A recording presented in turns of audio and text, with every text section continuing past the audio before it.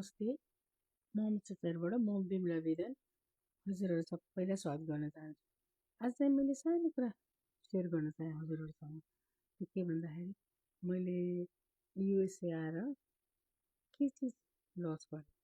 अब यति भन्दा हजुरहरूले बुझिसक्नु त भयो होला है, मैले एकदम ठुलो कुरा लस गरेँ युएसए आएर। जुन चिज मैले न केही गरेर पनि फर्किन्छ, न केही गरेर पनि फिलअप हुन्छ, त्यो कहीँबाट पनि फिलअप हुँदैन।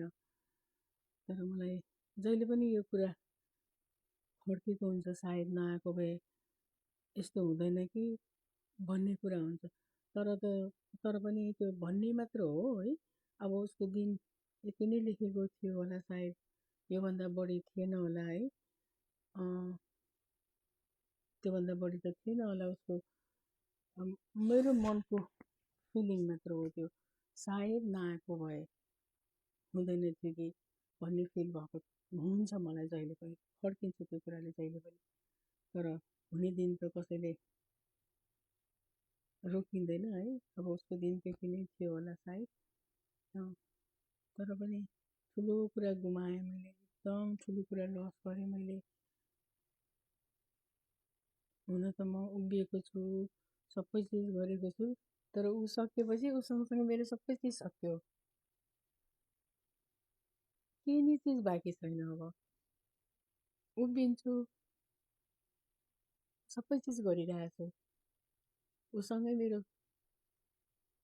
सास पनि गयो, सबै गयो। सास फेर्न त फेरेछु, तर कसरी फेरेछु म आफैलाई थाहा छैन। भने नि मेरो हर्टै गयो कि त्यो, मैले गुमाएँ, लस गरेँ मैले।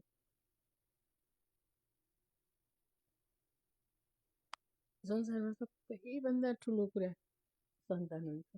सन्तान जस्तो कोही नै हुँदैन, न आमा बुवा हुन्छ, न दाजुभाइ, न दिदीबहिनी।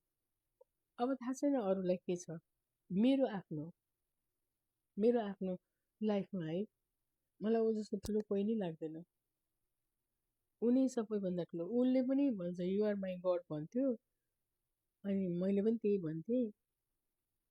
अनि हामी दुईजना त्यस्तो खालको ऊ थियो। अनि अब अहिले त कतिले कति कुरा गर्छ, सुन्न त सुन्छु, एउटा कानले म उडाइदिन्छु। अब मेरो लागि भन्नुभएको, फेरि म त्यो नेगेटिभ पनि लिन्न, गर्नुहुन्न भनेर थाहा छ मलाई, तर गर्नुपर्ने काम त सबै म आफू गरि पनि रहेको छु। त्यस्तो पनि होइन फेरि अब लाइक उसैलाई मात्र सम्झेर, उसैलाई मात्र ऊ गरेर केही नै नगरिकन पनि बसिरहेको छैन। मैले गर्न त गरिरहेको छु। अब उसको लागि भए पनि मैले केही चिज गर्नुपर्छ भन्ने कुरा मलाई छ, उसको लागि भए पनि मैले बाँच्नुपर्छ भन्ने कुरा छ। मलाई उसको लागि धेरै कुरा गर्नुपर्ने छ, त्यही भएर पनि म गरिरहेको छु एकदमै। के गर्नु, अब सँगै जान त नसकिने रहेछ है। कति कुरा जान्छु भन्दा पनि नहुने रहेछ, जान नसकिने रहेछ। लाइफ भनेको त्यस्तो हुँदो रहेछ कि अब एकछिन नहुँदा कस्तो गाह्रो हुन्थ्यो।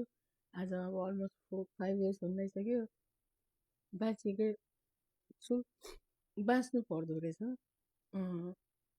तर सकिएको त त्यो दिन सक्यो, अब अर्को मान्छे भएर बाँचेछु।